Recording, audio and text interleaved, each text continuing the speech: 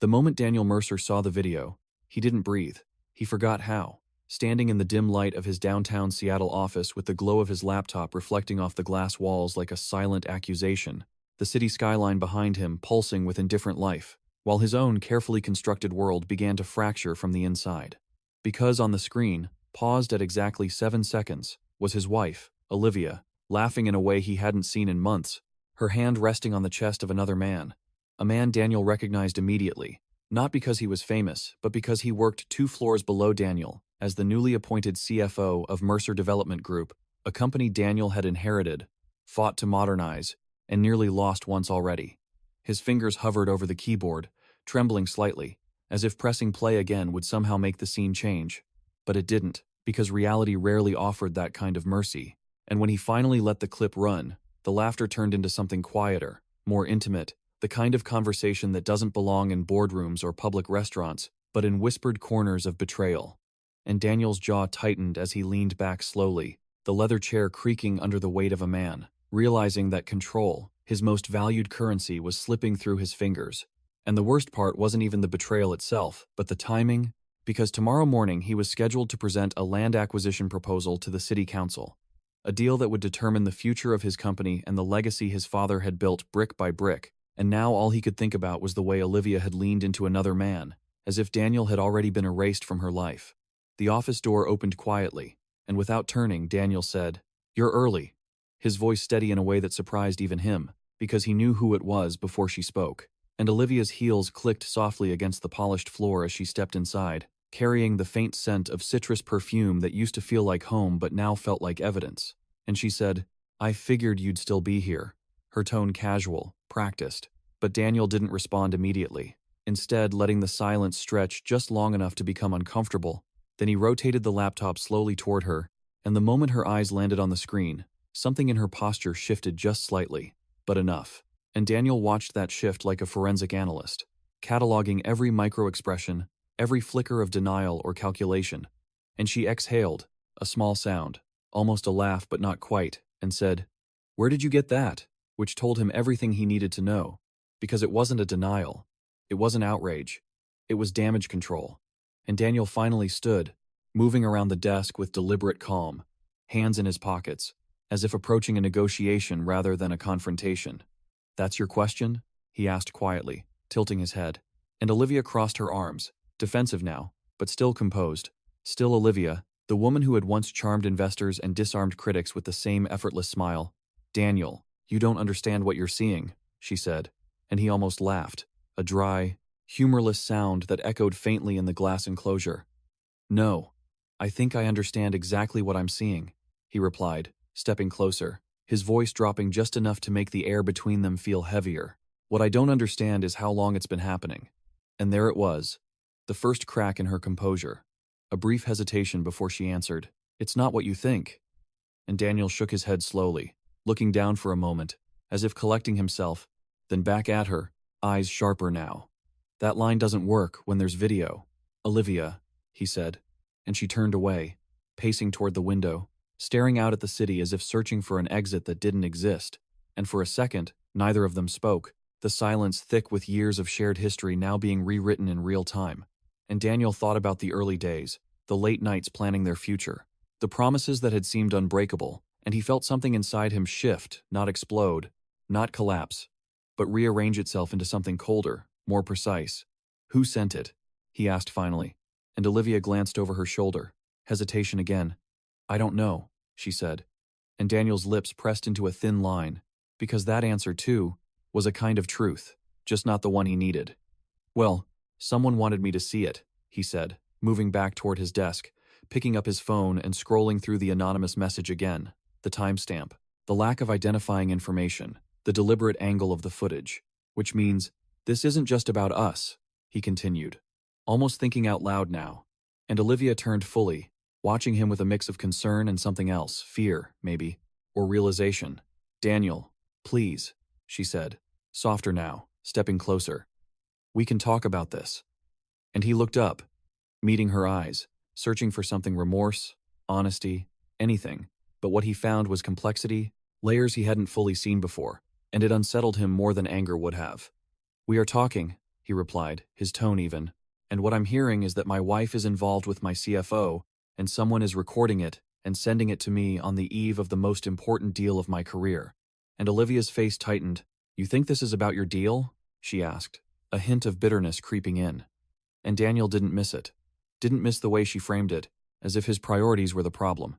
And he felt a flicker of something guilt, maybe, but it was quickly buried under the weight of everything else. "Everything is about the deal right now," he said bluntly, "including this," and she shook her head, stepping back again. "That's exactly the problem," she said, her voice rising slightly. "Everything is always about the company with you." And Daniel's expression hardened. "Don't do that," he warned. "Don't turn this into something it's not." And Olivia laughed, but there was no humor in it. "Oh, it's exactly what it is," she shot back. "You checked out a long time ago, Daniel. You just didn't notice because you were too busy saving your empire." And the word empire hung in the air, heavy and ironic. And Daniel felt the sting of it, not because it was entirely false, but because it simplified something far more complicated. "So, that justifies this?" he asked, gesturing toward the laptop. And Olivia's shoulders slumped slightly, the fight draining just enough to reveal something more vulnerable beneath. "No," she admitted quietly. "It doesn't." And for a moment, the room softened, the tension shifting into something more fragile. But Daniel couldn't stay there. Not now. Not with everything at stake. "Who is he to you?" he pressed, and Olivia hesitated again, then said, "It's not serious." And Daniel let out a slow breath, nodding once, as if confirming a hypothesis. "That's not what I asked," he said, and she met his gaze. "Steady now." "He's someone who listens," she replied.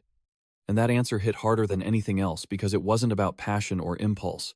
It was about absence, about something Daniel hadn't provided, and he felt that realization settle into him like a weight. But instead of breaking him, it sharpened his focus. "We're not done with this," he said finally, closing the laptop with a decisive click. "But right now, I have a meeting to prepare for," and Olivia stared at him, disbelief flickering across her face. "That's it?" she asked. "You're just going to go back to work?" And Daniel picked up his jacket, slipping it on with practiced ease. Every movement controlled, deliberate. "That's exactly what I'm going to do," he replied, heading toward the door, then pausing just before opening it. "Because whoever sent that video didn't just want to hurt me," he added, glancing back at her. "They wanted to destabilize me." And Olivia's brow furrowed slightly, processing that. "And I don't give people that kind of leverage," he finished, then stepped out into the hallway, leaving her standing alone in the office, the city lights reflecting off the glass like 1,000 watching eyes. And as Daniel walked toward the elevator, his phone buzzed again, a new message from the same unknown number. And when he opened it, his pulse slowed instead of quickened, because now he understood the game, and the message was simple. Just one line. "This is only the beginning." And beneath it, a still image, another angle, another moment, another piece of a puzzle that was clearly much larger than a single affair. And Daniel slipped the phone back into his pocket, his expression unreadable as the elevator doors slid open.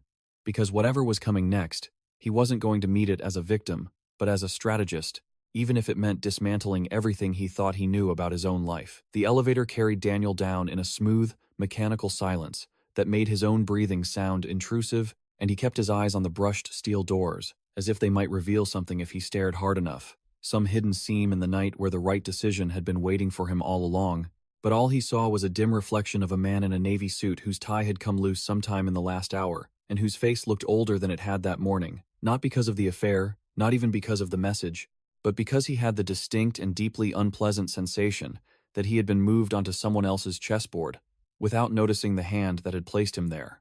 When the doors opened into the garage, the damp smell of concrete and motor oil met him first, then the sharp cold of March air slipping in from the street-level entrance, and he walked toward his car with measured steps, one hand in his coat pocket around his phone, the other flexing once at his side, as if releasing tension through the knuckles might keep it from rising any farther into his chest.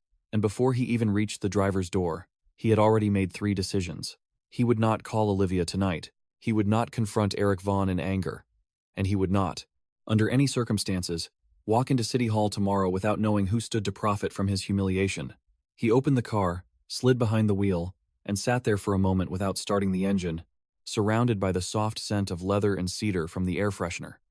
Olivia had insisted on buying months ago, a scent he suddenly hated for how normal it still felt, and then he unlocked his phone again, and stared at the still image attached to the second message, studying the background this time instead of the betrayal in the foreground, because Daniel had spent too many years in development meetings and due diligence reviews not to understand that the truth usually lived in the margins. And there it was, half obscured in the corner of the frame, reflected in the dark window behind Olivia's shoulder, the polished brass logo of the Hawthorne Club, a private restaurant downtown where city officials, donors, and executives went when they wanted to be seen by exactly the right people and overlooked by everyone else. And Daniel's eyes narrowed, because Olivia knew the club, but she was not a member, Eric was not a member, and the only reason either of them would be there was if someone had brought them, someone with money, access, and an appetite for theater. He started the car at last, the engine humming to life beneath him, and instead of pulling toward the exit ramp for home, he backed out and turned toward the street, merging into traffic with the deliberate patience of a man who had learned that speed and urgency were rarely the same thing, and 10 minutes later he parked half a block from the Hawthorne and crossed the sidewalk under a thin mist that silvered the streetlights and dampened the shoulders of his coat, the city around him alive with Friday night energy, cabs braking at curbs, couples ducking into bars, laughter spilling from restaurant patios enclosed in plastic and heat lamps, all of it strangely remote, as though he were moving through a photograph rather than a place. The Hawthorne's lobby was all dark, walnut, and expensive discretion, lit just enough to flatter faces and hide intentions.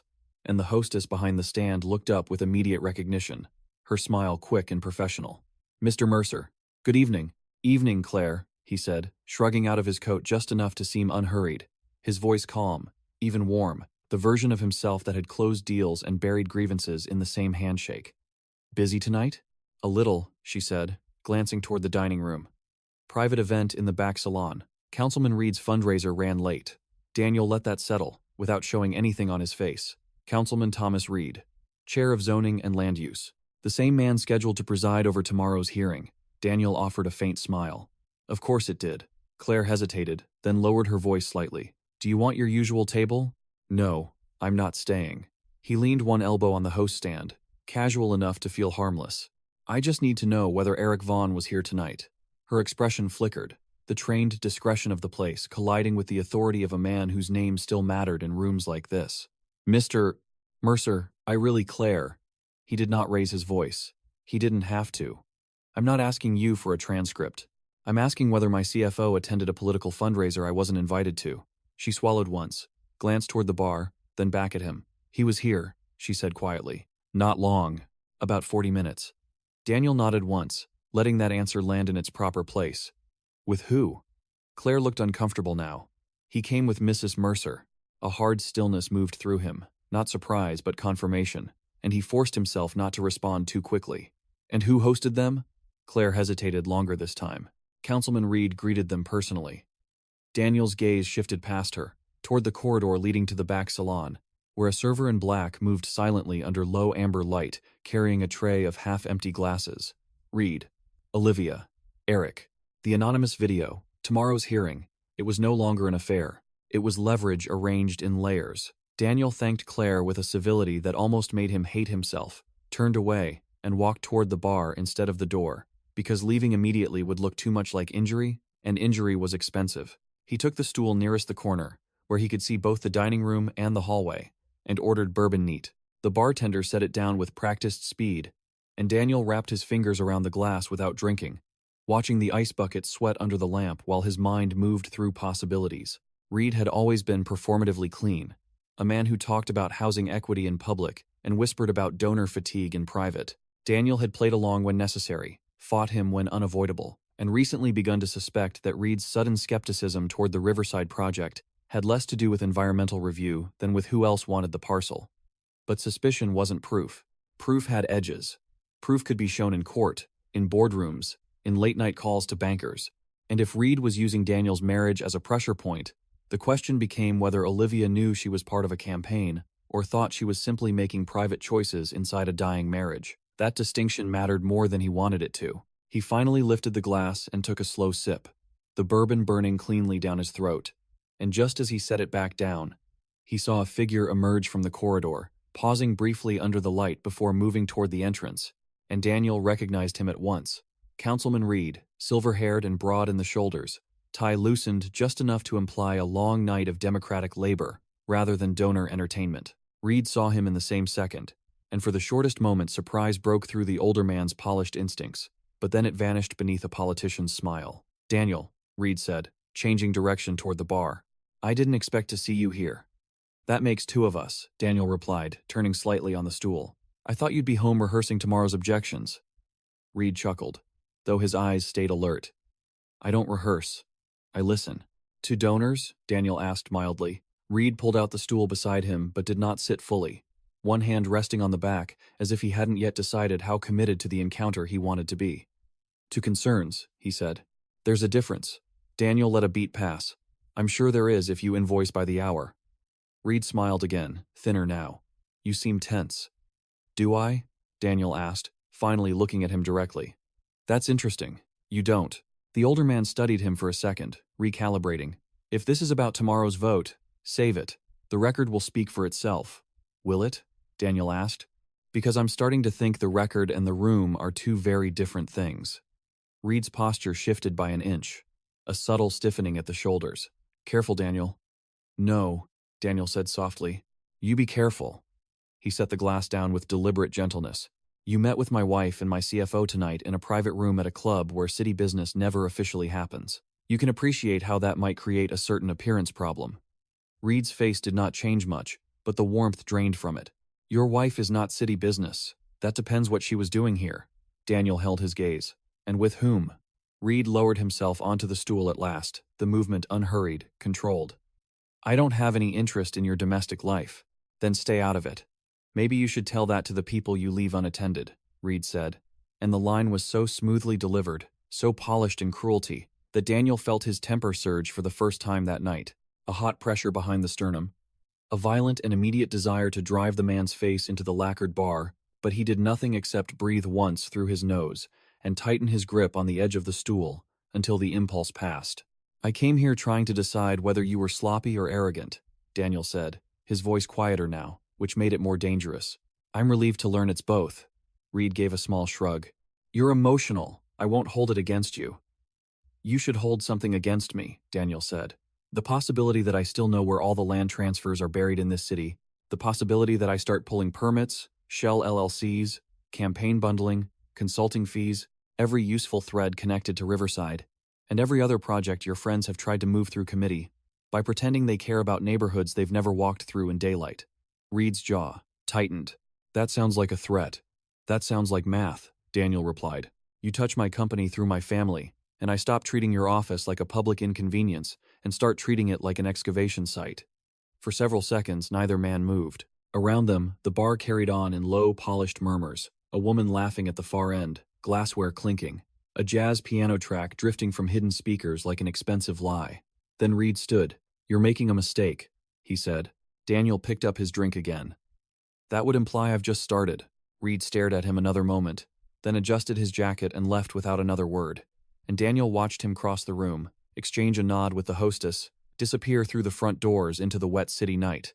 And only then did Daniel let himself exhale. He finished the bourbon in 2 slow swallows, paid, and stepped back outside, the rain now steadier, needling his face as he stood under the awning and considered the next move. He could go home and demand answers.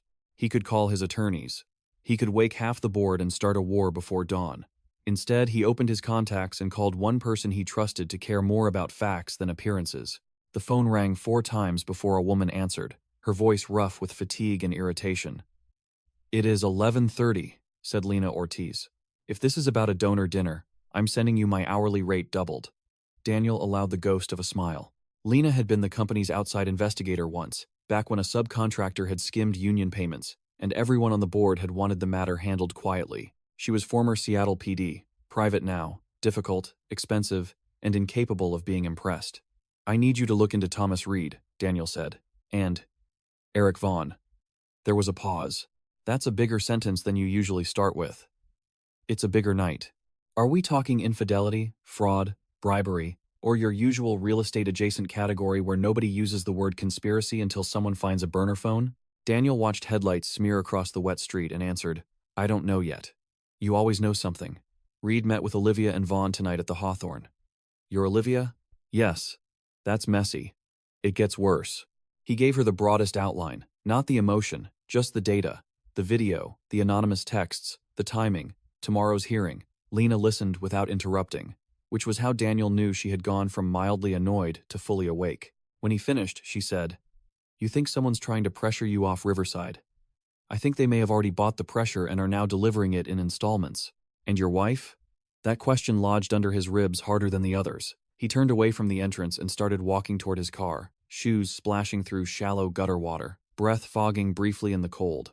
"I don't know where she ends and the rest of it begins," he admitted. "That's honest," Lena said. "I hate when you do that." "Do what?" "Sound human." He opened the car door but did not get in yet. "Can you start tonight?" "I already have," she said. "Text me everything. Numbers, timestamps, the video, the photo. I'll pull what I can before sunrise." Daniel rested one hand on the roof of the car and closed his eyes for a second, rain ticking lightly across the metal. "Lena? What?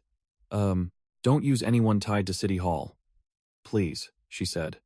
"I dislike elected officials on principle." The call ended, and Daniel stood there with the phone still in his hand, the screen dimming slowly as if the night itself were running out of patience with him.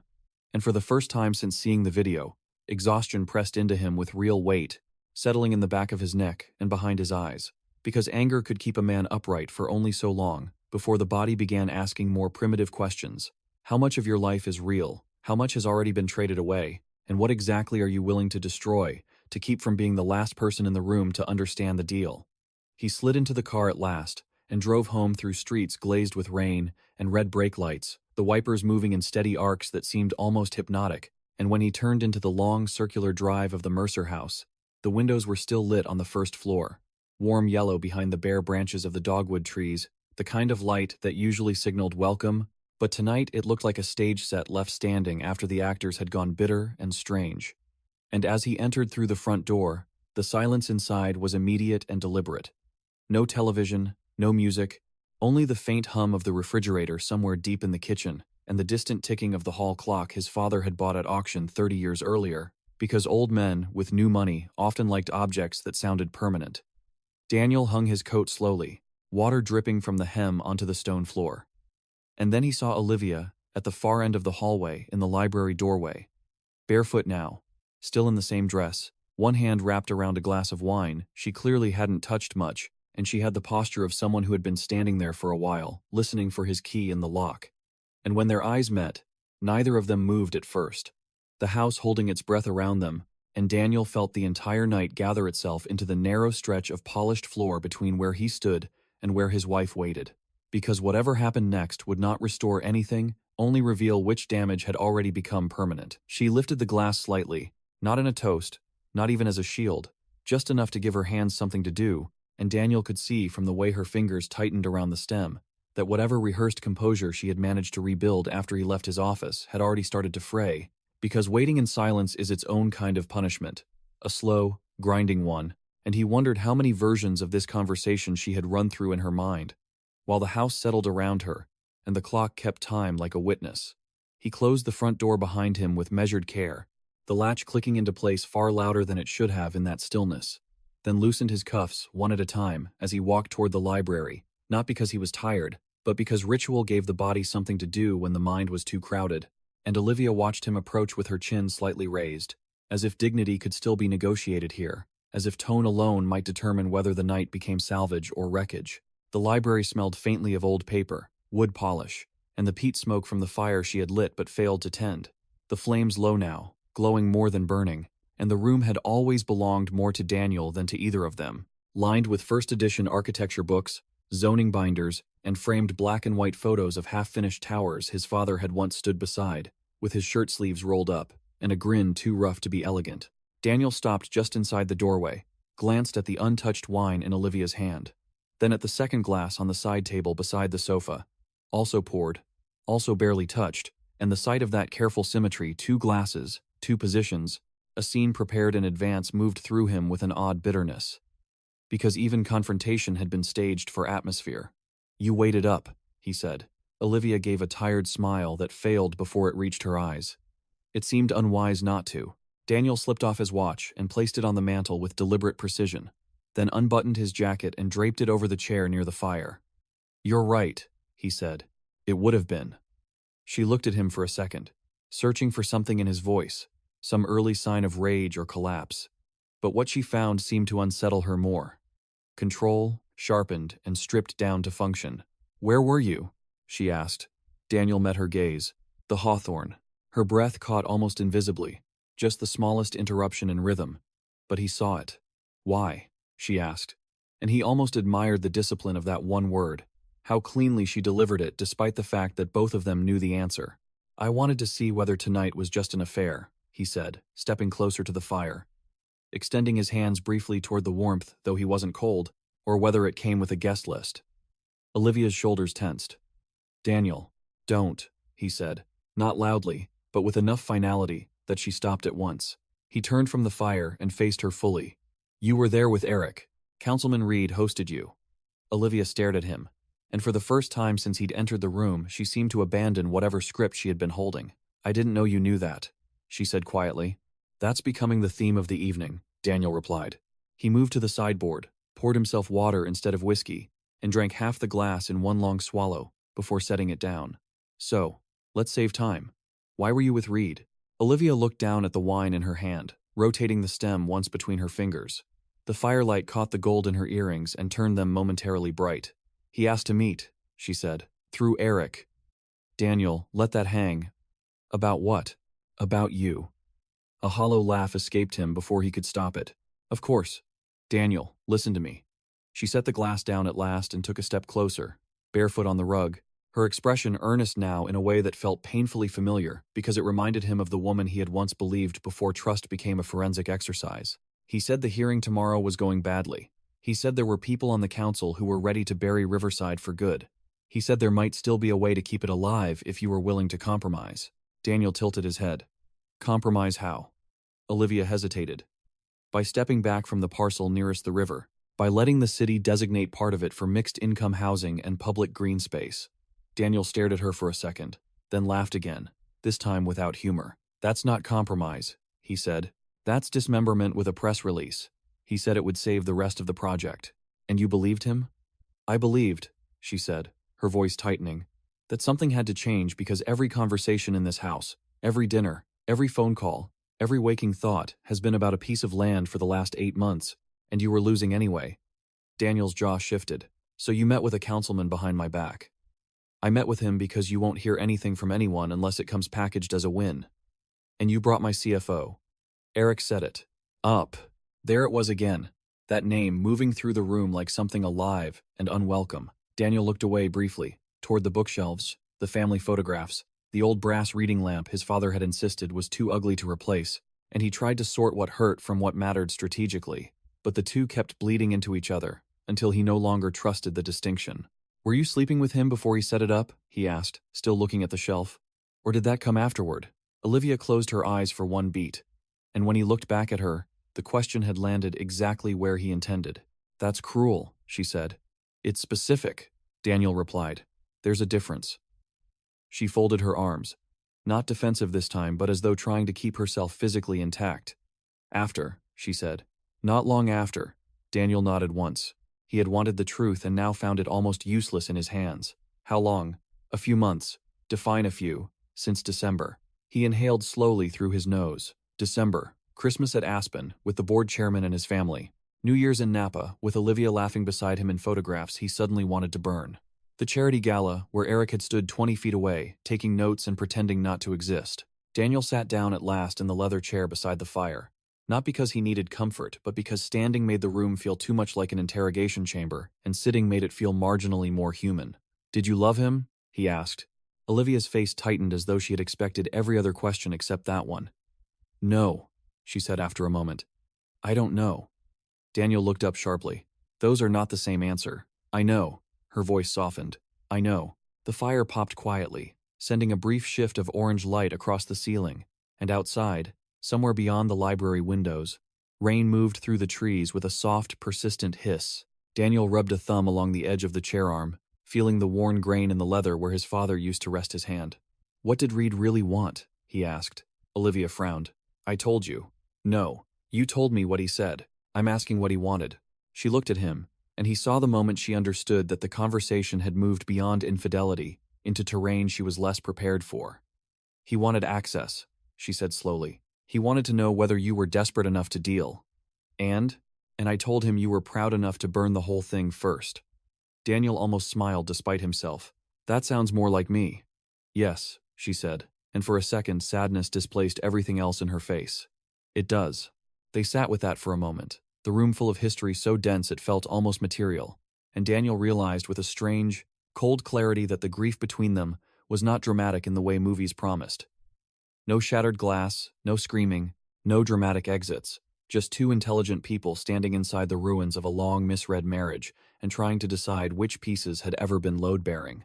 Did you know about the video? He asked. Olivia blinked. No. Did Eric? I don't know. You didn't discuss the possibility that someone might be recording the two of you in a private club during a political fundraiser? Her mouth tightened. You can be sarcastic or you can get answers. Daniel leaned back slightly. Those aren't mutually exclusive. Olivia let out a short breath and looked toward the fireplace. No, she said. We didn't discuss it. We were stupid. There, does that help? It helps define the perimeter. Of what? Of the damage. That answer seemed to strike her differently. She looked back at him, and her expression changed, some combination of fatigue and dawning fear. Daniel, what are you going to do? He considered lying. He considered saying he didn't know. Instead, he told her the truth that cost him the least. I'm going to survive tomorrow. Olivia shook her head. That isn't what I mean. I know. He rose from the chair and crossed to the windows, one hand slipping into his pocket, the other pulling the curtain back a few inches to stare out into the dark, wet yard, where the landscape lights turned box hedges into theatrical shadows. I don't know what I'm going to do about us, he said. That would require deciding what us actually is. Behind him, he heard her move, the slight creak of the floorboards under bare feet, then the careful placement of her glass on the table.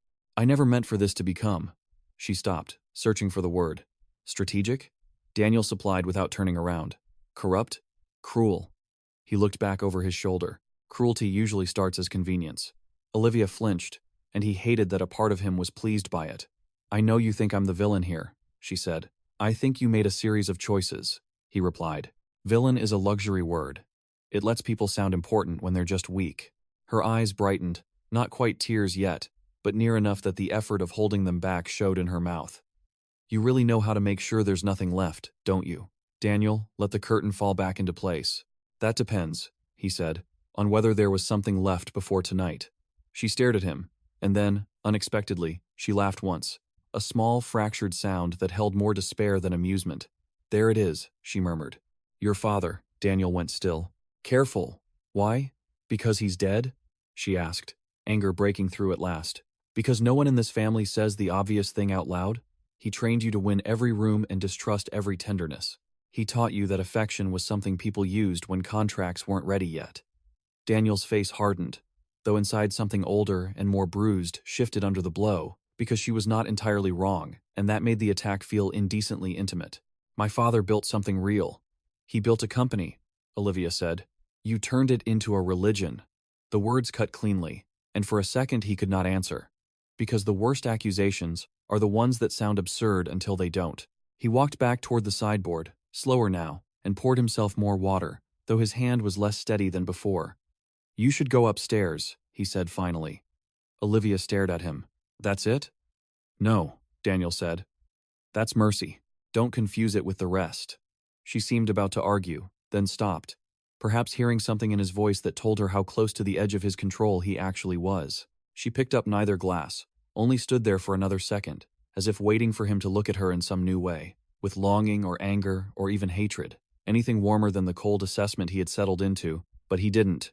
At last she turned and walked out of the library, her steps quiet along the hall runner, and Daniel stood motionless until he heard the faint sound of her climbing the stairs, and then, some seconds later, a bedroom door closing softly above him. Only then did he let himself sit again, heavily this time, elbows on knees, hands clasped so tightly, the tendons stood out white beneath the skin.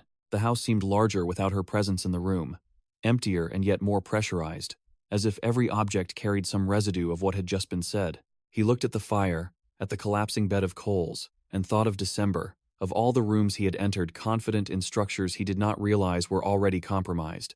His phone buzzed in his pocket. He pulled it out at once, pulse tightening, but it was Lena.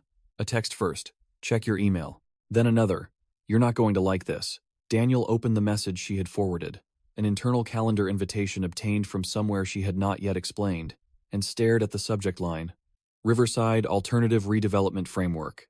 Participants: Thomas Reed, Eric Vaughn, Marla Keene, and two names Daniel recognized from a rival firm that had been quietly sniffing around the east waterfront for months. Date: 3 weeks ago.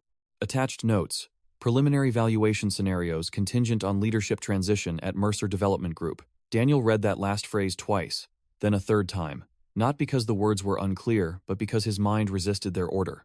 Leadership transition, not project adjustment, not parcel modification. Removal. He scrolled farther and found a short bullet summary from the meeting. Dry, bureaucratic, devastating. If Mercer becomes non-viable due to governance instability, acquisition pathway accelerates. Daniel leaned back slowly, every muscle in his body turning cold in a sequence that felt almost mechanical. Governance instability. They weren't trying to alter Riverside. They were trying to break him off the board, fracture investor confidence, trigger the kind of panic that let vultures call themselves rescuers. Reed wasn't pressuring a deal. Reed was helping stage a collapse. And Eric had been inside the company long enough to know exactly where confidence was thin, which lenders were nervous, which board members still whispered that Daniel had inherited more instinct than discipline. Daniel lowered the phone, stared into the dying fire, and understood that the affair had never been merely an affair in the eyes of the people now circling his life. It had been an entry point, a means of rearranging loyalties and optics until his marriage, his company, and his public credibility could all be narrated as one coherent failure. Upstairs, the house remained silent. In the driveway, rain tapped faintly against the windows. Daniel picked up the poker and stirred the fire once, watching sparks rise and vanish in the chimney throat. And in that brief, bright scatter, he felt the first true shape of what tomorrow might require. Not persuasion, not compromise, but a choice between exposing the conspiracy in a way that would also publicly destroy Olivia, or protecting what remained of her dignity and risking the company his father had left him. Saving one would fracture the other. There was no version of mourning that did not ask for blood. He stayed in the library until the fire collapsed into a low red seam, and the room turned from amber to ash gray, not moving much except to reread Lena's email again and again, as if repetition might expose some hidden weakness in the wording, some clerical ambiguity he could use to convince himself this was not what it so plainly was. But the language was too careful for that, the kind of language people used when they expected documents to survive subpoenas and needed them to say just enough without ever sounding like intent, and Daniel recognized that style because he had used versions of it himself in cleaner wars, not criminal ones, not this coordinated, but close enough to understand the instinct. By the time he rose from the chair, the muscles in his back had tightened into a dull ache, and the clock in the hallway read 2:18 a.m., a time that made every room in the house feel accusatory, because at that hour honesty had a way of looking less like virtue and more like ruin.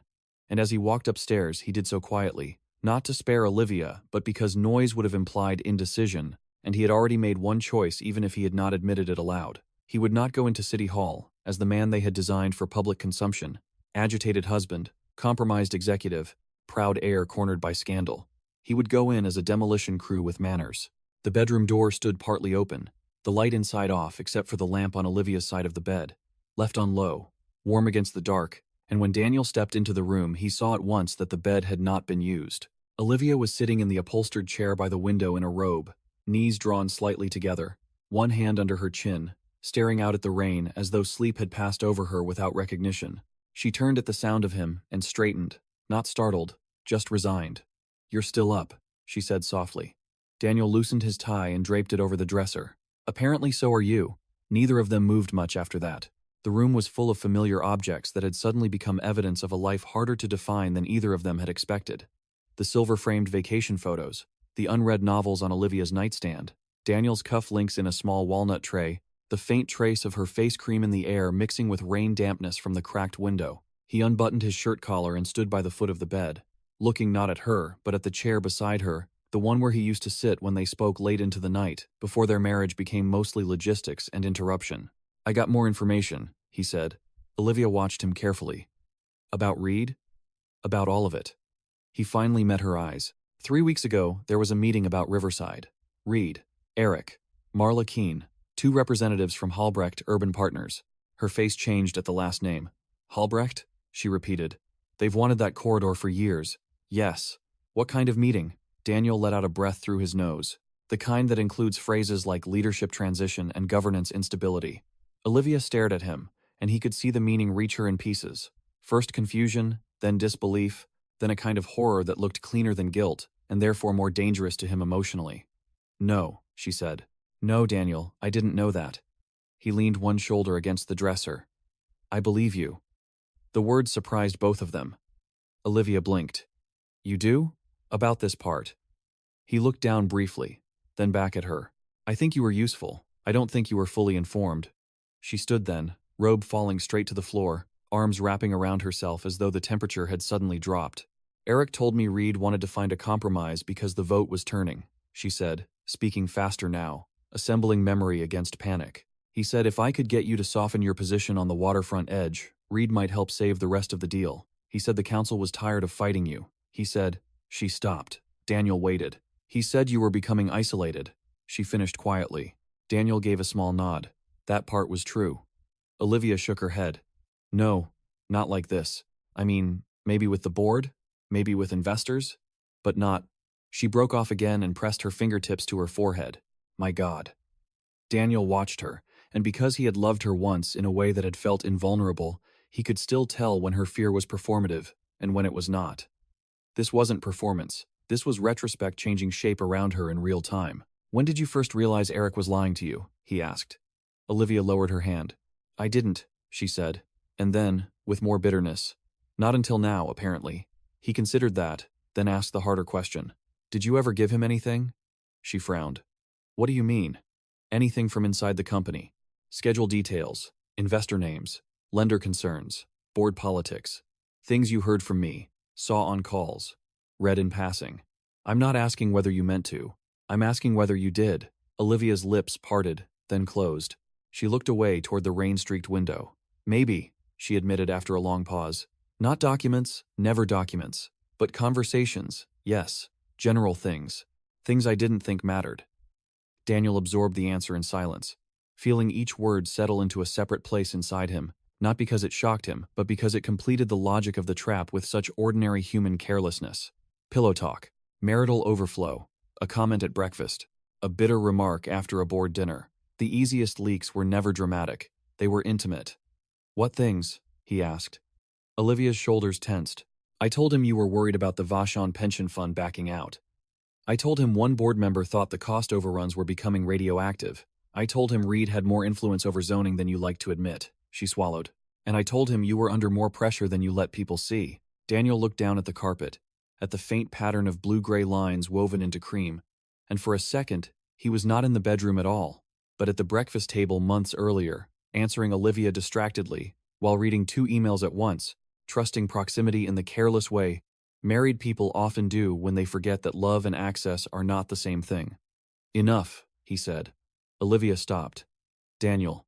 "Enough." He wasn't loud, but something in the firmness of it made her go still. He crossed the room to the bathroom doorway, splashed cold water on his face, and stared at himself in the mirror under the low vanity light. The man looking back seemed composed, but only in the way reinforced concrete looks composed before internal cracking becomes visible.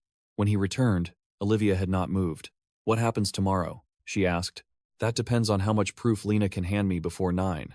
And if she can prove Reed and Halbrecht were trying to force you out, then I decide whether to expose it publicly or use it privately." Olivia searched his face. "What's the difference?" He gave a humorless smile. "Publicly, I burn them and probably myself with them. Privately, I buy time and become exactly the kind of operator everyone already assumes I am." She looked at him for a long moment. "And me?" she asked at last. "Where am I in that equation?" Daniel didn't answer right away. He picked up his watch from the dresser where he had placed it after midnight and rolled it once in his palm, feeling its familiar weight. The tiny scratched line on the metal band from a hotel door in Chicago years ago, a meaningless detail that suddenly felt more trustworthy than most people in his life. "That depends," he said finally, "on whether you're asking as my wife or as a liability." Olivia flinched as if struck. "I deserve that," she murmured. "Deserving isn't really the category I'm working in anymore." He set the watch back down. "If this becomes public, you become part of the story. The affair, the meeting, Eric's access through you. Even if you didn't know the full architecture of it, that won't matter once it gets fed through headlines and council gossip." She sat slowly on the edge of the bed, all the earlier tension draining into something heavier. So if you protect the company, you destroy me. No, Daniel said. If I expose them carelessly, I destroy you. There's a difference. And if you don't expose them, then they keep trying. He walked to the closet, opened it, and began pulling out a dark charcoal suit, a white shirt, a new tie still in tissue from a shop he barely remembered visiting. Olivia watched from the bed, her expression hollowing. You're getting ready now? I'm making sure I don't have to think about fabric at 7 in the morning. That sounds like you. He glanced at her. Yes. She looked down at her hands. I'm sorry, she said then, so quietly he nearly missed it. Not in the broad, useless way. I mean for each part of it, for letting myself be flattered by someone who understood exactly where I felt invisible, for enjoying being listened to, for confusing being seen with being valued, for talking when I should have kept my mouth shut, for thinking I was outside your world enough that what I said couldn't wound it. Daniel stood still, with the suit jacket in his hands. Her apology was not tidy, which made it feel more real than anything else she had said tonight. He should have felt vindicated. Instead, he felt tired in a deeper place. I know, he said. Olivia looked up sharply, perhaps expecting anger, perhaps hoping for forgiveness, but he gave her neither. He laid the clothes across the valet stand and checked his phone. 2:47. No new messages. Try to sleep, he said. She gave a short breath of disbelief. That might be the least useful advice you've ever offered. He almost smiled, and the almost mattered more than the smile would have. Then don't sleep. Just don't leave the house in the morning without telling me. Olivia studied him. You think Eric might contact me. I think Eric will do whatever preserves Eric. And if he asks me to help him? Daniel met her eyes. Then you'll find out whether there's anything left in this marriage besides damage. He left her with that and went downstairs again, not trusting himself to remain in the room without either softening in ways he could not afford or hardening into something irreversible before dawn. In the kitchen, he made coffee no one needed yet, the machine grinding beans into the empty dark house, the sharp earthy smell spreading under recessed lights that made the marble countertops look sterile and cold. He stood waiting for the pot to finish, and remembered one Sunday years ago when Olivia had danced in this very kitchen barefoot to some old Motown song while he reviewed blueprints, and he had looked up just long enough to laugh before returning to the page. At the time he had thought that was balance, her lightness, and his focus, each compensating for the other. Now it struck him that balance can become neglect if it lasts long enough. His phone buzzed again. Lena, this time. Need 10 minutes. He poured coffee into a mug and carried it into his father's study, a darker, smaller room off the main hall that Daniel rarely used except when he wanted to think inside older air. The desk still held a brass lamp, a crystal paperweight, and a box of matchbooks from clubs that no longer existed. He sat, opened his laptop, and waited with the same terrible patience he used in contract fights, the kind that was less calm than disciplined dread. When Lena called, her voice was clipped and awake. I've got enough to hurt them, she said without greeting. Not enough yet to bury them cleanly. Daniel stared at the unlit desk lamp. Talk. Eric's been communicating with a Halbrecht consultant through a private Proton address for at least 6 weeks. I don't have content on all of it, but I have metadata and 2 forwarded attachments. One is the calendar invite you saw. The other is a lender exposure memo pulled from Mercer internal drafts. Daniel closed his eyes once. How did he get it? Most likely from inside finance. Could be him directly, could be a staffer. That part's still moving. Read? Harder. He used intermediaries. But one of the donor committees from his last race paid consulting fees to a public affairs shell that just happens to represent Halbrecht on municipal positioning. Daniel leaned back slowly. So plausible deniability wrapped in civic language. That's the whole city, sweetheart. He ignored the nickname. Can I confront it at the hearing? You can imply it. If you go full accusation without stronger documentation, Reed will act offended. Halbrecht will deny, and every reporter in the room will pivot from land corruption to whether Daniel Mercer is melting down over his marriage. He said nothing. Lena continued, softer now. Listen to me. They want you emotional and public. Don't give them that. Use what you have to destabilize them, not to prove yourself pure. Daniel looked toward the hallway, where the first gray hint of dawn was beginning to touch the windows at the far end of the house. What about Eric? That part's easy, Lena said. You can suspend him before breakfast if you want. There's enough cause to justify internal review. And if I do that, he knows I know. Yes. Then he starts deleting. He already is, Lena said, which means you move before he finishes. Daniel rubbed his forehead, feeling the first edge of a headache gather behind one eye. Can you get me something printable by 7:30? A packet? Yes. Elegant? No. I don't need elegant. Liar. She paused. Daniel. What? If your wife didn't know the larger plan, don't use her as collateral unless you absolutely have to. He looked at the dark window in the study, at his own faint reflection hovering over the glass. Since when are you sentimental? Since men like you always think the cleanest strike is the smartest one. The line went quiet after that, then ended. Daniel sat for another minute without moving, hearing the kitchen clock, the distant hum of the refrigerator, one pipe in the wall ticking as the heating system shifted, and he understood that the day ahead would not be won by dramatic revelation, but by sequencing, by pressure applied at the right point, with the right witnesses present, and the knowledge steadied him, even as it cost him something more intimate. Upstairs, somewhere beyond the ceiling, the bedroom floor creaked once, then again. Olivia awake, perhaps still awake, perhaps standing at the window in that same robe, recalculating her own life through the lens of a man who had not merely betrayed her husband but used her loneliness as an intake valve for corporate sabotage. Daniel rose, took the coffee with him, and went to the mudroom where the household staff left newspapers and deliveries in the early morning. The front walk was slick with rainwater when he opened the outer door, and the cold struck his face cleanly enough to feel medicinal. He bent, picked up the paper, and noticed a black sedan idling across the street beneath the maples, headlights off, engine low. It could have been anyone. It could have been nothing. But when he straightened, the car rolled slowly forward, then turned the corner and disappeared. Daniel stood in the doorway a moment longer, newspaper damp in his hand, and realized that morning had already begun its surveillance. Whatever happened at City Hall, the audience was in place. Inside the house, the quiet had changed character. It was no longer the stunned quiet of midnight discovery, but the watchful quiet that comes before a public day, when every decision feels like it may already have been leaked somewhere ahead of you, and every movement acquires the shape of testimony. Daniel closed the door, set the damp newspaper on the mudroom bench, without unfolding it, and stood for a second with his hand still on the brass knob, feeling the cold metal warm slowly under his palm as his pulse settled back into something usable. He had grown up around men who talked about instinct as if it were magic, as if successful people simply sensed danger in the blood.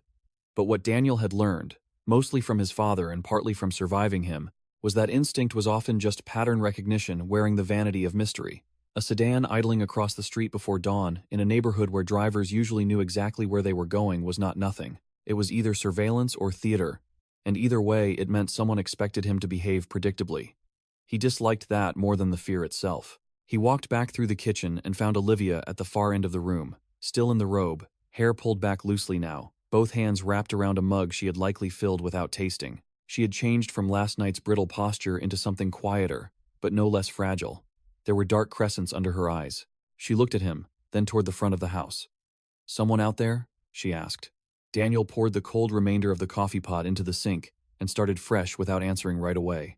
The machine clicked, then hummed. "A car," he said. "Maybe nothing." Olivia absorbed that in silence. "You don't say maybe, unless you mean almost certainly." He glanced at her. "You know me too well for that line to work."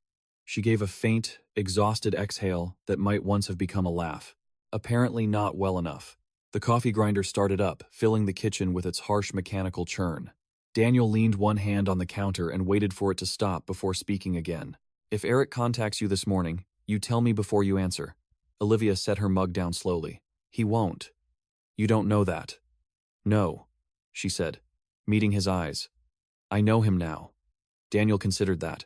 The distinction mattered, though he did not trust himself to say so without sounding cruel or tender, and he had no room for either. "There's a board call at 7, he said. "Then, City Hall at 10. Are you going to tell them? About Eric?" "Yes." "About the rest of it?" "Not all of it." Olivia frowned. "Because you can't prove enough yet?" "Because proving and using are not the same act." He reached for a clean mug as if the movement itself were clarifying. "If I go into that hearing swinging at Reed with half-built evidence, I become the story. The project disappears under scandal. Halbrecht wins without ever having to buy the land honestly." Olivia looked down at her hands around the ceramic mug. "And if you stay quiet, then I give Reed just enough rope to understand I'm holding the other end." The coffee began to drip, dark and steady. The smell filled the room. Olivia turned slightly toward the window over the sink where the sky was beginning to gray at the edges. "You always did this," she said softly. "What?" "Turn pain into structure." Daniel didn't look at her.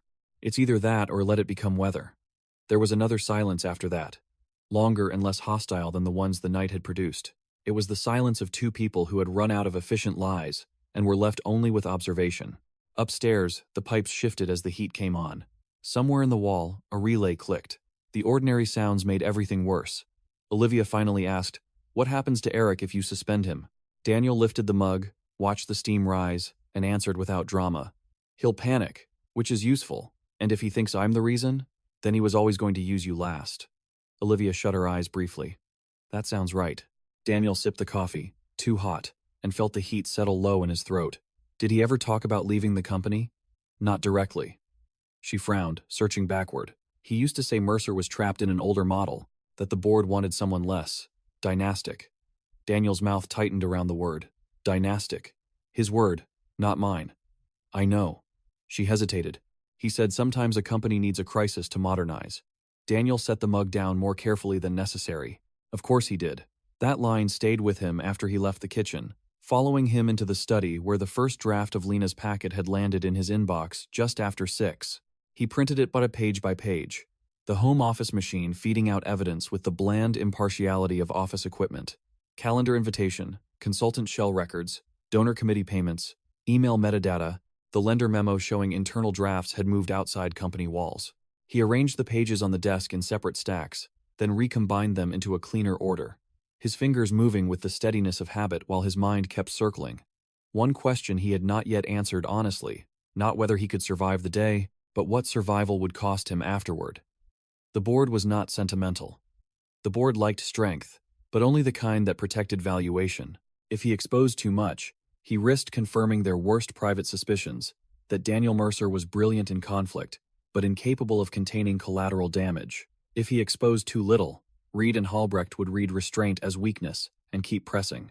There was no clean line through it, only sequence and sacrifice. He thought of his father then, not the public version in campaign photos beside mayors and cranes, but the private man in this room after midnight, tie off, drink untouched, saying once in a tone Daniel had never forgotten, "Most men don't lose because they're outmatched. They lose because they decide too late what they're willing to have said about them." At 16, Daniel had mistaken that for wisdom. At 43, he understood it as confession. His phone buzzed at 6:18. Board chair, Malcolm Vane. Too early for courtesy, which meant concern. Daniel answered at once. "You're up," Malcolm said. "Would have been strange if I weren't." Malcolm did not bother with a chuckle. His voice carried that dry East Coast calm that always seemed half a beat away from disapproval. "I got a call from Keene at 5:30. She says there's a rumor moving that Eric Vaughn may be compromised." Daniel, let that word sit. Interesting choice of verb. "Is it true?" "It's incomplete." Malcolm sighed. "Daniel, Eric has likely shared internal company material outside authorized channels." "Likely? I will have enough to act formally within the hour." There was a brief pause on the line, during which Daniel could almost hear Malcolm recalculating risk, optics, legal exposure. "And this is surfacing the morning of the hearing?" he asked. "Convenient," Daniel replied. "For someone. What are you not saying?" Daniel looked at the evidence stack on his desk and decided, in that instant, how much of himself he could afford to show. "I'm saying," he replied evenly, "that this is not an isolated ethics problem. It appears connected to outside interests seeking to destabilize Mercer's position on Riverside." Malcolm was quiet longer this time. "Outside interests meaning Reed?" "Among others." "You have proof?" "I have enough to move. Not enough yet to publish a manifesto." Malcolm cursed softly, which he rarely did. "You need to control this before the board learns it from someone else." "That is exactly what I'm doing." "And Olivia?" The question landed with surgical precision. Daniel stared at the rain dimming on the window. "What about her?" "I'm asking how far the contamination goes." Daniel's face cooled. "You're asking whether my marriage is a governance issue." "I'm asking whether someone with informal access to you became a conduit." The honesty of the phrasing was almost refreshing. Daniel answered with equal bluntness. "Yes, indirectly. Not knowingly, from what I can tell." Malcolm exhaled. "Christ. Save the theology. You expect me not to care that the wife of our CEO is tied to the CFO we may suspend in 2 hours?" "No," Daniel said. "I expect you to care in proportion. There is an active effort underway to weaken Mercer's negotiating position. If the board wants to debate my domestic life while Halbrecht is trying to buy this company through induced instability, then we deserve to lose." Malcolm said nothing for a moment. Then, 7 o'clock. Full executive board. You lead. I want facts, not fury. "That makes 2 of us." The line ended. Daniel set the phone down and looked at the clock. 6:31. He had 29 minutes to become the version of himself the board would still follow. He dressed in the charcoal suit he had laid out hours earlier, knotting the tie with mechanical precision, shaving the second shadow from his jaw, choosing a plain silver watch instead of the heavier one his father had worn, because he could not bear the symbolism this morning.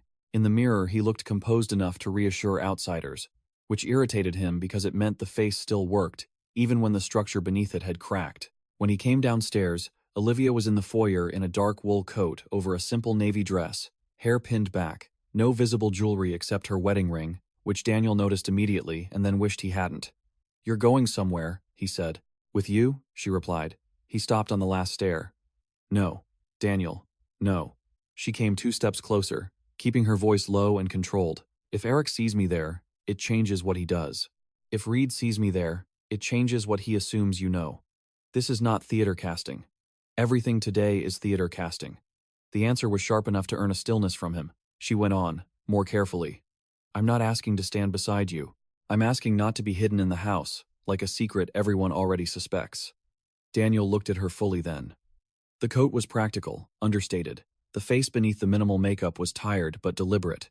He understood the calculation and the courage inside it, and that only made the decision harder. "You walk into City Hall with me today," he said, "and you become part of the room before I know whether that helps or destroys what little control I still have." Olivia held his gaze. "Then tell me where to go." Daniel considered, then nodded once. "You come to the office first. You stay in my conference room until I say otherwise. You speak to no one. Not Eric, not press, not staff. If I tell you to leave, you leave." "All right. And if you hear anything?" "I don't. I tell you first." He searched her expression for resistance, pride, even resentment, and found only a tired willingness that troubled him more than any argument would have. They drove separately anyway, Daniel in the black sedan, Olivia 10 minutes behind in her own car, because proximity had become too complicated to stage convincingly, and when Daniel arrived at Mercer headquarters, the lobby already felt subtly wrong. 2 reporters stood across from the reception desk pretending to check phones. A junior associate near the elevators stopped talking the moment Daniel entered.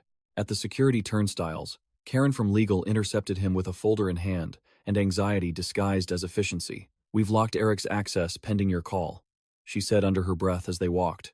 It mirrored his drive at 5:50. He tried to remote in twice after 6. "From where?" "Unknown yet." Daniel pressed the elevator button. "Has he come in?" "Not physically." "Good." Karen hesitated as the elevator doors opened. "There's something else. Local business desk got an anonymous tip about personal misconduct affecting leadership stability at Mercer." Daniel stepped into the elevator and turned. "Published?" "Not yet. They're asking for comment." He nodded once. "Give them none." As the doors closed, his own reflection met him again in the mirrored steel. And this time, he did not look older, only more singular, as if sleep deprivation and betrayal had burned away every non-essential version of him. On the executive floor, the glass conference room was already lit. Malcolm sat at the far end with Marla Keene, both flanked by screens, coffee, and the expression executives wear when they have decided to be practical about another person's catastrophe. Daniel placed Lena's packet on the table and remained standing. "Before we begin," he said, "Karen will formalize Eric Vaughn's suspension pending investigation for unauthorized external disclosure of internal company material." Marla stiffened. Malcolm's face barely moved. "Done," Malcolm said. "Now tell us why this smells like Halbrecht." Daniel opened the packet and began, page by page, calm enough that his own voice sounded to him like someone else's instrument. Metadata, donor shell, calendar invite, consultant ties, lender memo, meeting language. He did not mention Olivia until Malcolm forced the vector. And how did Vaughn calibrate Mercer's pressure points so precisely? Daniel held the board chair's gaze and answered, because withholding would only poison the room later. "Through multiple channels. One of them was proximity to me through my wife." Marla closed her eyes briefly. Malcolm only nodded, grimly, as though some private suspicion had now become paperwork. "Does she understand the full scope?" he asked. "Not until last night," Daniel said. "Do you trust that?" Daniel could have lied. He could have said yes, cleanly and firmly, wrapped in marital instinct. Instead, he chose the truth that would cost him more, but keep command. "I trust that she was used. I do not trust the consequences of that usage." Marla inhaled softly at the brutality of the phrasing, but Malcolm seemed almost relieved. "All right," he said. "Then, this is the path. We suspend Vaughn immediately. We preserve all records. At the hearing, you say nothing unprovable, but you make Reed understand that any further interference will trigger a formal inquiry. And Riverside? Marla asked.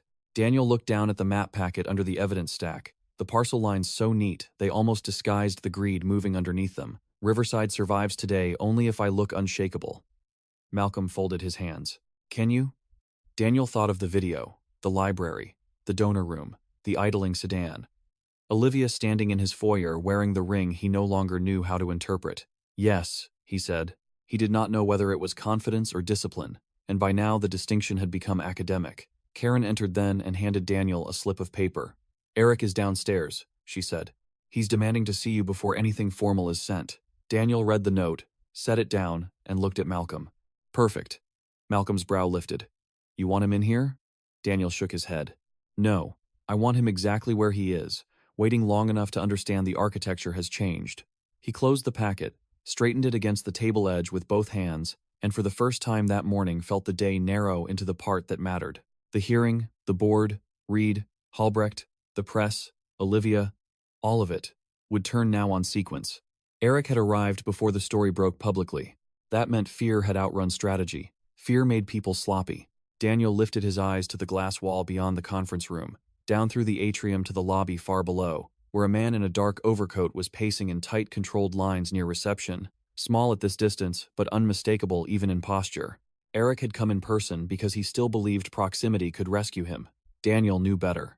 Daniel left the conference room without haste, because haste would have given the moment away, and took the private elevator down with Karen, while the packet stayed on the table upstairs under Malcolm's hand like a sealed charge waiting for detonation. And during the descent, he watched the floor numbers blink one by one, and felt the strange calm that sometimes came over him just before a negotiation turned ugly. Not the absence of fear, but its refinement into something directional, a cold narrowing of the field in which only sequence mattered. And beside him Karen stood with a legal pad held flat against her chest, reading from her notes one final time in the clipped, careful tone of someone who understood that language could become both shield and weapon before lunch. Suspension notice is drafted, she said. Forensic preservation order is active. Security has been told not to obstruct him unless he escalates physically. Daniel nodded once. He won't. Because he's smart? Because he still thinks I'm persuadable. The elevator doors opened into the lobby, bright with morning light filtered through wet glass. And the first thing Daniel noticed was how still the room became when he stepped out, the receptionists going quieter without fully stopping, the two reporters near the wall turning their bodies half an inch in practiced casualness, the security guard by the front desk pretending not to study the scene while studying nothing else. And at the center of it all, Eric Vaughn stopped pacing and squared himself the way men do when they want to appear calm enough to imply innocence. He wore a charcoal overcoat, over a pale blue shirt, no tie, his hair slightly damp from rain, and the choice not to wear a tie told Daniel almost as much as the pacing had. Eric had come in fast, before the day arranged him, before he had decided what version of contrition or confidence would sell best. Daniel walked toward him with Karen half a step behind, and no visible emotion in his face. Eric lifted a hand, not quite in greeting. Daniel, Eric. They stood 3 feet apart. Up close, Daniel could see the strain in him now, the faint puffiness under the eyes, the tension around the mouth, the over-controlled breathing. There was fear there, yes, but also calculation, a man still sorting which story had failed and whether another could be improvised. We should talk privately, Eric said. We are talking privately enough for what matters. Eric glanced at Karen, then back. Not like this. Daniel, let a beat pass. You're suspended, effective immediately pending investigation into unauthorized disclosure of internal Mercer material and related conduct prejudicial to the company. Karen extended the notice. Eric did not take it at first. He stared at Daniel as though the words themselves were negotiable if he chose the right tone quickly enough. That's a mistake, he said. No, Daniel replied. It's a document. Eric gave a small, incredulous exhale, then took the paper at last and skimmed it with eyes that moved too fast to be reading. You don't have enough for this, he said quietly. I have enough to begin, which is all I need. This is because of Olivia. The name landed in the lobby like a dropped glass. No one could hear, but everyone could feel. Karen's eyes did not move. Daniel's expression remained level. This is because you mistook access for entitlement. Eric's jaw shifted. You want to do this here? You came here. Because you weren't answering. I was busy preserving the company you tried to sell pieces of. That got him. Not outwardly in any theatrical way, but in the tiny freeze of his pupils, and the fractional tightening at the neck. Eric recovered quickly, though not quickly enough. "That's absurd," he said. "Is it?" Daniel took one more step closer, lowering his voice so that the room could not hear, but the intimacy of the exchange would still register from a distance. "You transmitted lender exposure analysis outside authorized channels. You met with Reed and Halbrecht intermediaries under the language of an alternative framework contingent on leadership transition. You used my home as an intake mechanism for pressure points and called it reform." Eric's face lost what remained of its color. "You don't understand what those meetings were." "Then enlighten me." "They were about protecting Riverside from you." Daniel almost smiled. "That's elegantly insane." Eric leaned in, his own voice dropping now, urgency breaking through the polish. "You were going to kill the whole project with your ego. The board knew it. Reed knew it. Investors knew it. You had become the risk variable." Daniel held his gaze. "So you solved that by sleeping with my wife and feeding municipal predators." "Don't turn this into a morality play," Eric snapped. And there it was, the real panic finally showing itself, contempt stripped of timing. "You think you own everything you stand near, Daniel. The company, the land, her, the future. And when people stop orbiting you, you call it betrayal instead of gravity." For one instant, heat rose through Daniel so cleanly and violently that his fingers tingled with the urge to put Eric through the marble floor, and he thought, very distinctly, of how satisfying it would be to abandon sequence, to trade all this strategic restraint for one human act of obvious rage. But then he saw the reporters again, in the edge of his vision. Saw the security guard, the reception desk, the cameras in the ceiling, and he let the anger pass through him without action, which cost more than hitting him would have. "Security will escort you to collect personal items under supervision," Daniel said, stepping back. "Your devices remain company property. Council can contact ours." Eric laughed once, short and disbelieving. "You think this ends with me walking out of a lobby?" Daniel tilted his head. "No, I think this begins with it." Eric folded the notice once, not neatly, and looked past Daniel toward the elevators, as if the floors above still held allies.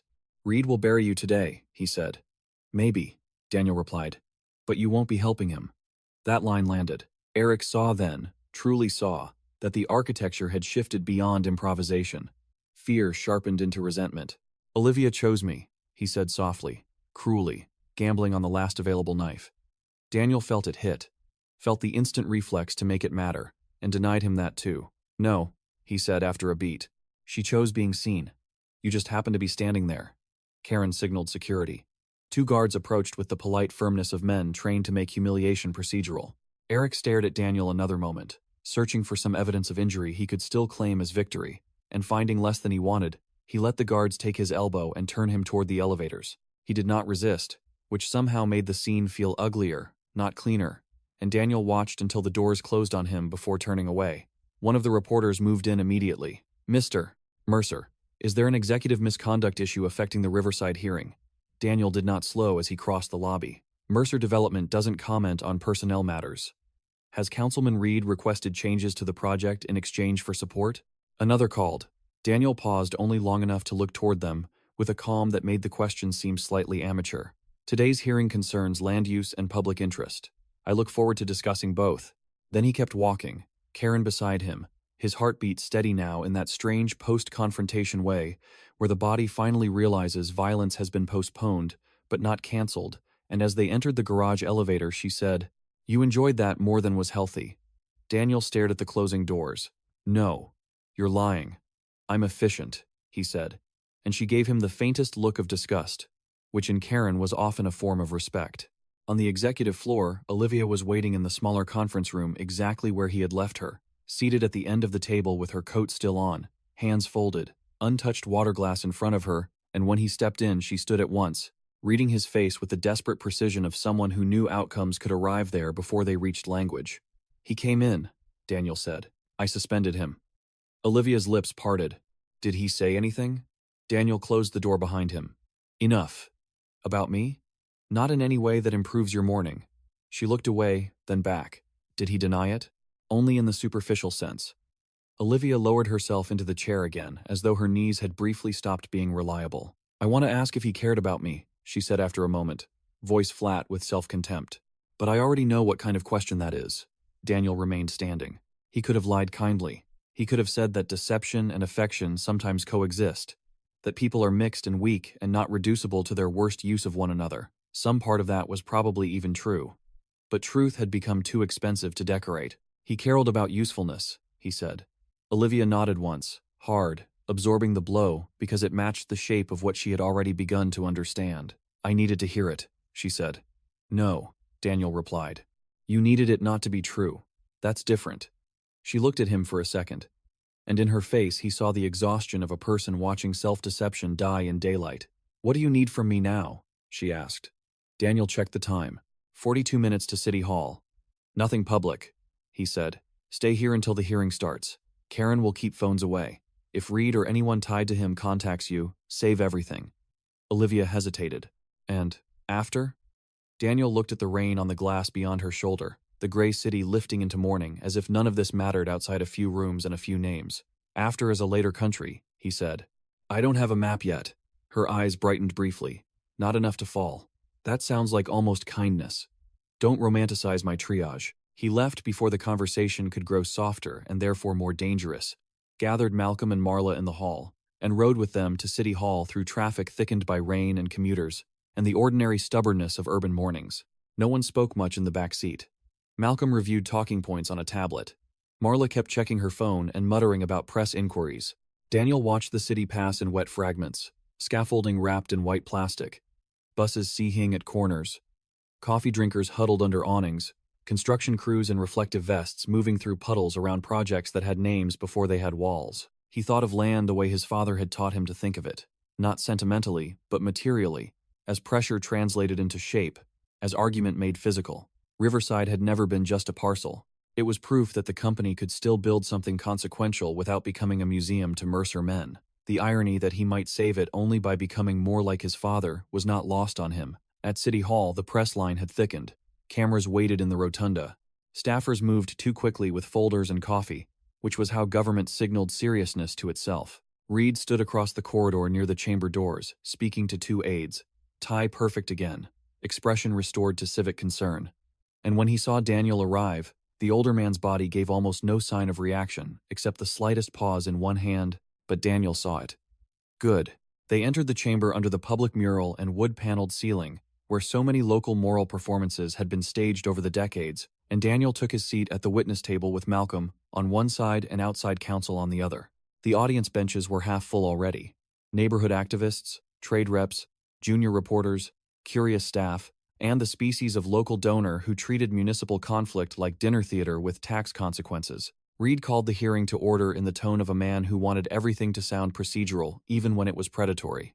Testimony began. Planning staff droned through summaries. Community speakers praised affordable housing, traffic mitigation, river access, labor protections, historical character. Opponents warned of shadow lines, displacement, developer arrogance, ecological strain. Daniel listened without moving much, hands folded over the prepared statement he was no longer sure he would use in full, because every minute of the hearing made clearer what kind of day this would become. Not a dramatic explosion, but a controlled contest over who could make uncertainty look like principle.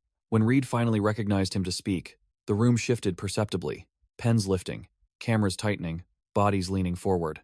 Daniel rose, buttoned his jacket, and began without flourish. He spoke about the project's tax base, the jobs, the housing units, the flood mitigation plan, the public walkway, the years of review. His voice stayed level, his cadence precise. He answered technical questions directly and sentimental questions respectfully. He gave the chamber no blood. Reed waited longer than usual before asking his own questions, which was itself a tactic, letting the room settle into the illusion of normal process before introducing the knife. Mr. Mercer, he said, steepling his hands, given recent concerns raised about leadership stability within your company, why should this council believe Mercer Development is in a position to responsibly execute a project of this scale? There it was, clean on paper, filthy in intent. A few heads turned, pens paused. Daniel looked at Reed for exactly 2 seconds before answering. Councilman, Mercer Development identified this morning evidence of internal misconduct by a single executive, and we acted on it immediately. He let the words land. That misconduct is now under formal investigation. It does not alter our balance sheet, our construction capacity, our lender commitments, or our legal obligations under this application. Reed's expression remained neutral, but one thumb pressed lightly into the other palm. Internal misconduct can indicate broader governance concerns. It can, Daniel agreed. It can also indicate attempted outside interference with corporate decision-making. The room changed on that line. Not visibly at first, but in the way attention sharpens when people smell a live wire under polished flooring. Reed's jaw shifted almost imperceptibly. "Are you making an allegation before this council?" Daniel turned a page of his statement he no longer needed. Buying half a second, not because he lacked words, but because timing mattered more than accusation. "I'm saying," he replied, voice calm enough to force everyone else to supply the tension, "that Mercer Development has reason to believe certain parties have sought to manufacture instability around Riverside for interests unrelated to public benefit. We are preserving evidence accordingly. Out of respect for process, I won't litigate that here today. But I would advise anyone involved not to confuse discretion with ignorance." Silence followed, the expensive kind, the kind that makes everyone in the room wonder whether they are suddenly present at the beginning of a scandal rather than the middle of a hearing. Reed recovered first. "If you have evidence of wrongdoing, you should take it to the proper authorities." Daniel held his gaze. "I intend to take it exactly where it belongs." Reed asked no more after that, which was answer enough to anyone worth worrying about. The hearing moved on, but the room never returned to its earlier texture. Reporters wrote faster. Malcolm, beside Daniel, kept his face expressionless while his knee bounced once under the table. By the time public comment closed and the council recessed for closed discussion, Daniel knew he had done what Lena advised. Not proved purity, not blown the chamber apart, but changed the cost structure of the attack. Whether it was enough would depend on men who preferred leverage to truth. He stepped out into the corridor during the recess, and within seconds Reed approached. Not alone, but with the performance of being alone, aides hanging back just far enough to preserve plausible privacy. "That was reckless," the councilman said quietly. Daniel looked at the mural behind him instead of at Reed, taking in painted ships and mountains and workers whose civic optimism now felt almost comic. "No. Reckless would have been naming names." Reed's voice tightened. "You don't know how many institutions you damage if you go public with fantasies." Daniel turned then. "Then help me keep it private." Reed stared at him. "What do you want?" There was no satisfaction in hearing the question, only confirmation. Daniel answered without hesitation. "You withdraw your carve-out demands. You stop using committee procedure to bleed the project. You give the application an up or down vote on the existing revised package." Reed laughed once through his nose. "And in exchange?" "In exchange," Daniel said, "I continue believing that what happened around my company was the freelancing of ambitious men, rather than the municipal coordination of a sitting council chair." Reed studied him, measuring whether this was bluff or extortion or some worse hybrid of the two. "You're asking me to trust you." "No," Daniel said. "I'm asking you to fear the alternative." For a moment, the older man's age showed, not weakness but fatigue, the wear of decades spent mistaking compromise for immunity. He glanced down the corridor where cameras waited like weather. "You should have gone into politics," he said. Daniel's mouth moved into the faintest approximation of a smile. "My father did. I prefer buildings." Reed looked back at him, then nodded once, almost too small to see. "The vote will be clean." He stepped away before Daniel could answer, which was wise, because any further words would have made the transaction too legible. When the council returned, the chamber buzz had changed into sharpened speculation, and the vote, when it came, was not unanimous, but close enough. Riverside approved with conditions Mercer could live with: no surgical dismemberment, no poison pill carve-out, no moral speeches from Reed beyond a bland paragraph about responsible stewardship that sounded, to Daniel's ear, like the surrender of a man preserving future deniability. There was no triumph in the moment, only release threaded with consequence. Malcolm gripped Daniel's forearm once under the table after the tally was read, and Marla exhaled like someone surfacing from deep water. Reporters surged immediately afterward, but Daniel gave them only a brief statement about civic partnership, accountability, and the future of the riverfront, each word polished enough to survive quotation, and empty enough to deny them the meal they wanted. By late afternoon, he was back in the office with signed board resolutions, a sealed internal review, and a dozen messages he had no appetite to return. Olivia was gone from the conference room. Karen said she had left an hour earlier after asking no questions. On Daniel's desk, beside the packet and a cold, untouched coffee, was a note in Olivia's hand on plain company stationery. "I'm at the lake house tonight. I thought you should have one place that's quiet when you go home. I don't know whether that's kindness or cowardice. Maybe both. I'm sorry for the damage I understood and the damage I didn't." Daniel read it twice, then folded it once and put it in his inside pocket instead of the trash, which irritated him because it meant some part of him was still acting on instinct older than strategy. After sunset, he drove not home but to the lake house first. a cedar and glass place 40 minutes north that they had bought during a better year and rarely used because serenity requires time more than money. The road was wet and dark under evergreens, and by the time he arrived, the house was lit only in the kitchen. Olivia opened the door before he knocked, as though she had been standing just out of sight listening for tires on gravel. She wore jeans and a cream sweater, no makeup, no ring now. Daniel noticed the absence immediately, and did not know whether it relieved or wounded him. Inside, the house smelled of wood, rain, and the tomato soup she used to make when they first dated, which seemed almost unbearable in its specificity. "The vote passed," he said. Olivia nodded. "I saw." Reed folded. "I assumed he would once he understood you." Daniel took off his coat and set it over a chair. "That's not a compliment." "I know." They stood in the kitchen with the quiet lake, invisible beyond the black windows, the sound of rain on the deck soft and steady, and for a few seconds neither spoke because the day had already spent so much language that only the dangerous kind remained. At last, Olivia asked, "Did you save it?"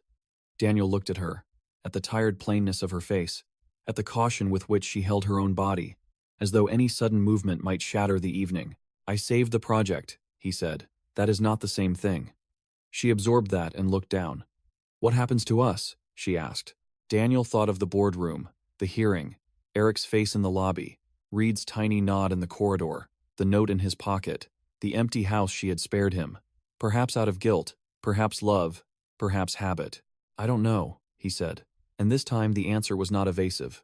"I know I can't go back to yesterday. I know I don't trust you. I know some part of me still wants to ask whether you've eaten, which is probably humiliating for both of us.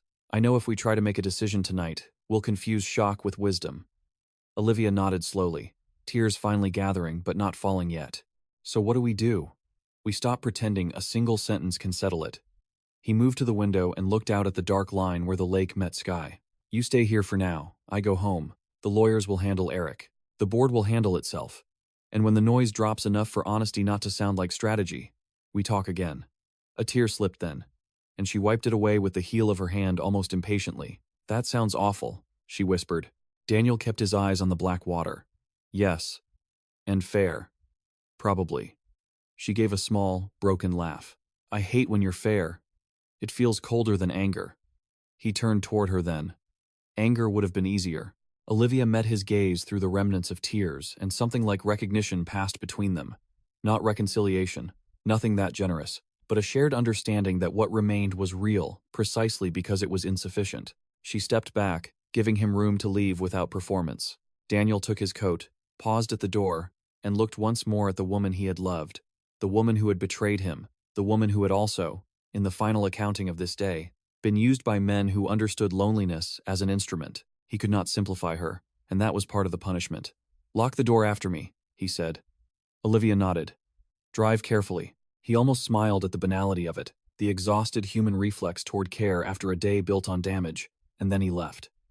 The rain had eased to a mist by the time he reached the car. Across the dark lake, scattered house lights glowed like distant, undecided signals. Daniel sat behind the wheel for a moment before starting the engine, one hand in his pocket around the folded note, and understood at last that saving the company had not restored order so much as chosen, which ruin would be public, and which would remain private. Riverside would rise. Reed would survive, diminished but intact. Eric would fall and perhaps someday reappear in another city, telling a cleaner story about ambition.